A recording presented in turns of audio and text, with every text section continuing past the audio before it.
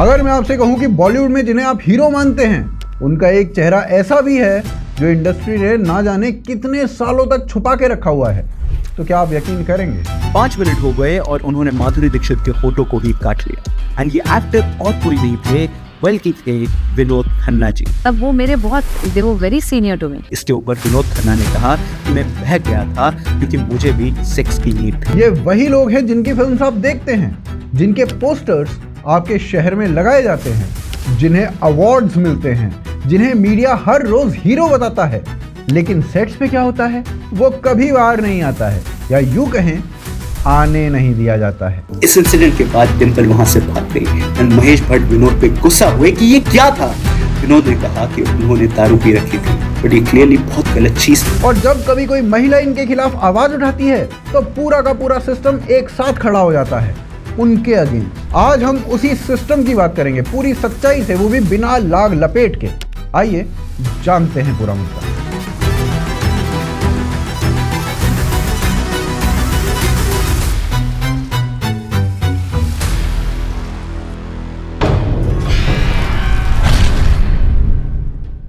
देखिए, बॉलीवुड में अपनी पावर का मिसयूज करके एक्सप्लॉयटेशन करने की कहानी कोई नई नहीं है। ये खेल काफी लंबे समय से चल रहा था। फॉर एग्जांपल आप विनोद खन्ना की ही बात कर लो। विनोद खन्ना 70s और 80s के दशक के सबसे बड़े सुपरस्टार्स में से एक थे। एक्टिंग में वो कमाल के थे, इसमें कोई शक नहीं है। Amar Akbar Anthony, The Burning Train, Qurbani, Muqaddar का सिकंदर जैसी फिल्में आज भी लोगों को याद हैं। और एक दौर ऐसा था जब वो अमिताभ बच्चन को टक्कर देने वाले इकलौते एक्टर माने जाते थे। लेकिन इसी आदमी के बारे में सेट की जो कहानियां सामने आई वो उनकी एक्टिंग से कहीं ज्यादा चर्चा में रही। और इन सब कहानियों में सबसे बड़ा केस है 1988 की फिल्म दयावान का। उस वक्त माधुरी दीक्षित सिर्फ 20-21 साल की थी, बिल्कुल नई थी और इंडस्ट्री में अपनी जगह बनाने की कोशिश कर रही थी। दूसरी तरफ विनोद खन्ना एक बहुत ही एस्टैब्लिश्ड स्टार थे और इसीलिए इस फिल्म में विनोद खन्ना के कहने पर एक बहुत ही इंटीमेट सीन रखा गया जो आज फिर तुमसे प्यार आया है गाने पर शूट हुआ था। और इस गाने के शूट के दौरान जो हुआ वो काफी डरावना था। कई रिपोर्ट्स के मुताबिक डायरेक्टर के कट बोलने के बाद भी विनोद खन्ना रुके नहीं, वो काफी देर तक उस सीन को जारी रखते रहे और उसी दौरान माधुरी को चोट भी लग गई। माधुरी रोने लगी और बाद में विनोद खन्ना ने उनसे माफी भी मांगी। पर जब इस सीन पर बवाल मचा तो माधुरी ने चाहा कि ये सीन फिल्म से ही हटा दिया जाए। लेकिन तब इस सीन को फिल्म में बनाए रखने के लिए प्रोड्यूसर फिरोज खान ने पूरे 1 करोड़ रुपए एक्स्ट्रा खर्च कर दिए थे।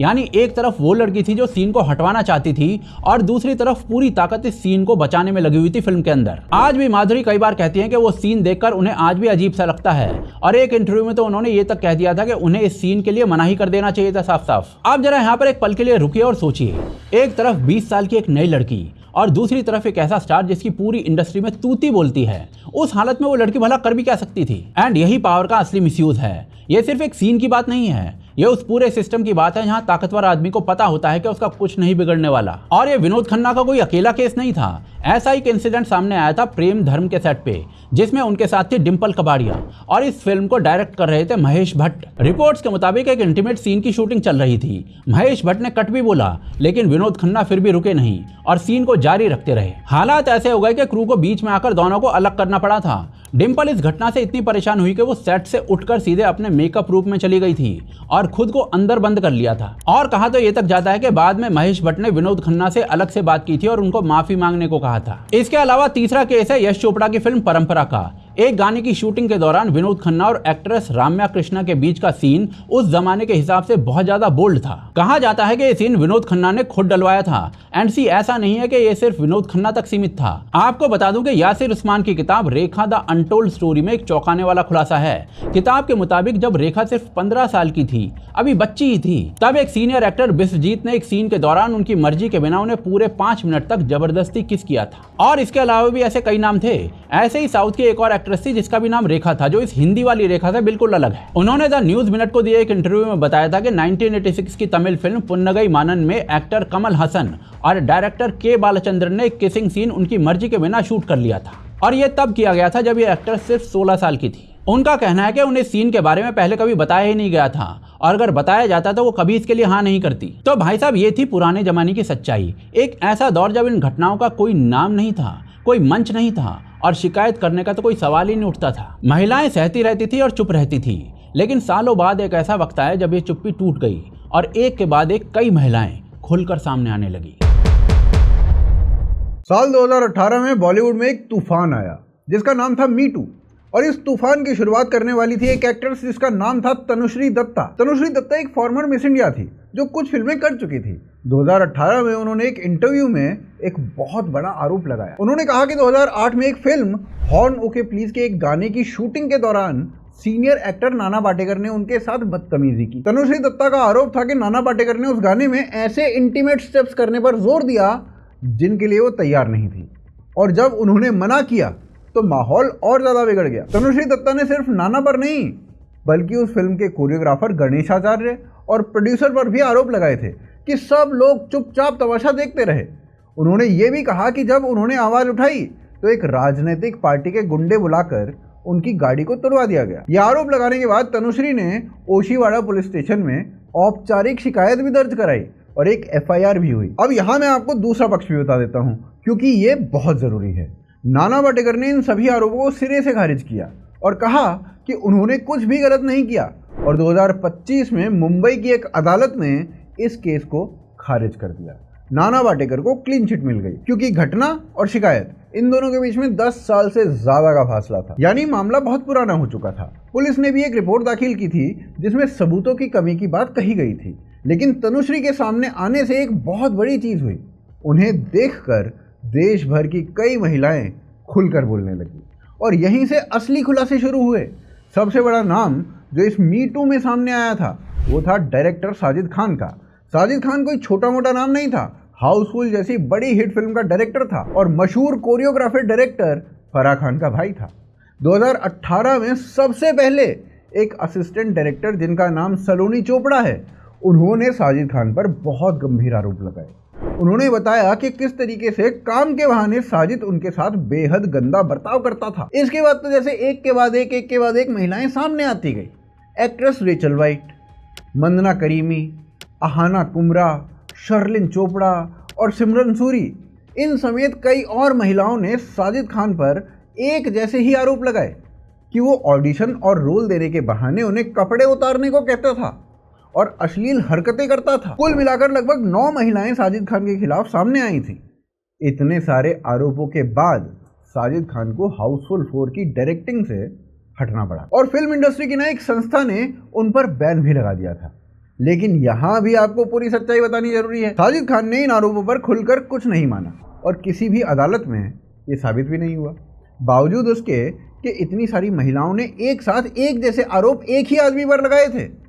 ये एक बहुत बड़ी बात थी। इसी दौरान एक और बड़ा नाम सामने आया, डायरेक्टर विकास बहल का। ये वही विकास बहल है जिन्होंने क्वीन जैसी फिल्म बनाई थी जो विमेन एम्पावरमेंट की एक मिसाल मानी जाती है, और यही इस पूरी कहानी की ना सबसे बड़ी विडंबना भी है। विकास बहल की कंपनी फैंटम फिल्म्स, इसकी एक फीमेल एम्प्लॉय ने बताया कि 2015 में गोवा की एक पार्टी में विकास बहल ने उनके साथ बदतमीजी की। इसके बाद उसी फिल्म की एक्ट्रेस कंगना रनौत वो भी सामने आई। उन्होंने भी कहा कि विकास बहल उनके साथ भी कई बार असहज करने वाला बर्ताव करता था। खुद विकास बहल के बिजनेस पार्टनर रहे अनुराग कश्यप और विक्रमादित्य मोटवाने, इन दोनों ने भी आरोपों का समर्थन किया।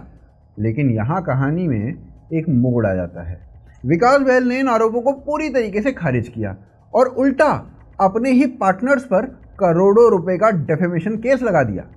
बाद में एक इंटरनल कमेटी ने विकास बहल को क्लीन चिट दे दी और इस क्लीन चिट के बाद उनका नाम सुपर 30 जैसी बड़ी फिल्म में बतौर डायरेक्टर वापस आ गया। अब आप पूरी तस्वीर देखिए, एक तरफ वो महिलाएं थी जिन्होंने हिम्मत करके आवाज उठाई और दूसरी तरफ वो लोग थे जो क्लीन चिट लेकर वापस अपने काम पर लौट रहे। देखो, यही असली खेल है और यही हमें आगे समझना भी होगा कि आखिर बॉलीवुड इन लोगों को बार बार बचाता कैसे है।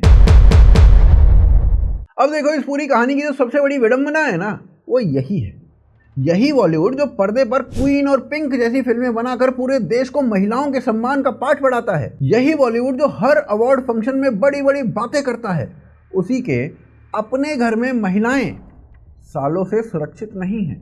बाहर का चेहरा कुछ और है, अंदर की सच्चाई कुछ और है। देखिए, मैं ये बिल्कुल नहीं कह रहा हूँ कि पूरी इंडस्ट्री खराब है, वहाँ अच्छे लोग भी हैं, अच्छी फिल्में भी बनती हैं, लेकिन जिस सिस्टम ने इतने सालों तक इन ताकतवर लोगों को बचाया है और जिसने आवाज़ उठाने वाली महिलाओं को अकेला छोड़ दिया है, उस सिस्टम पर सवाल उठाना बहुत ज़रूरी है। क्योंकि जब तक ये कमबैक कल्चर चलता रहेगा, जब तक मीडिया इन खबरों को दबाता रहेगा और जब तक हम दर्शक इन्हें आंख बंद करके हीरो मानकर इनकी फिल्में देखते रहेंगे तब तक ये खेल ऐसे ही चलता रहेगा। विनोद खन्ना के ज़माने से लेकर आज तक केवल चेहरे बदलते रहे, कहानी सेम वही रही।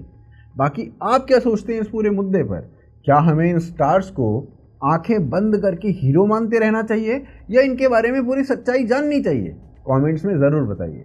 अगर ये वीडियो आपको वैल्यूएबल लगी तो इसे लाइक और शेयर करिए और ऐसे ही ऑनेस्ट एनालिसिस के लिए चैनल को सब्सक्राइब कर लीजिए। मिलते हैं अगली वीडियो में, तब तक के लिए जय हिंद, जय भारत।